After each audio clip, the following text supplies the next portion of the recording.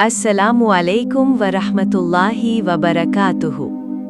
तमाम तारीफ़ें अल्लाह के लिए हैं जो सब जहानों का रब है, और दुरूद व सलाम हो हमारे नबी करीम सल्लल्लाहु अलैहि वसल्लम पर।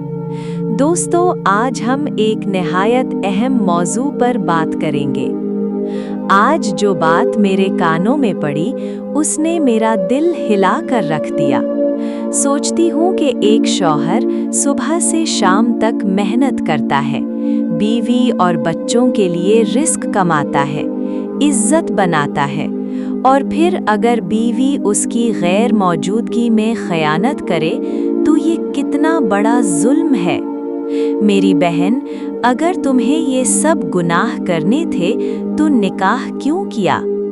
बीवी और माँ बनने के बाद तुम अपने शौहर से बेवफाई कर रही हो, उस इंसान से जिसने तुम्हें इज्जत दी, अपने घर का सुकून बनाया।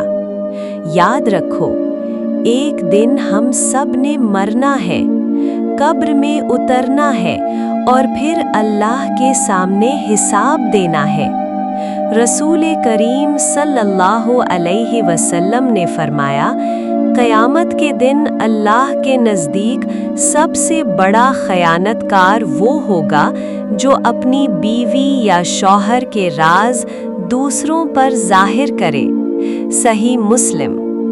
दुनिया का चंद लम्हों का मज़ा लेकर तुम अपनी आखिरत क्यों बर्बाद कर रही हो? दोज़ख की आग का तसव्वुर भी इंसान को लर्ज़ा देता है, और क़यामत का वो दिन जब भाई भाई से भागेगा, माँ अपनी औलाद को पहचानने से इनकार करेगी, उस दिन तुम कहाँ जाओगी? कौन सहारा बनेगा? अभी वक्त है, तौबा कर लो। अपने दिल में अल्लाह का खौफ पैदा करो। अपनी जिंदगी को गुनाहों से नापाक मत करो। अपने शौहर और बच्चों का सहारा बनो, ना कि उनकी बदनामी का सबब।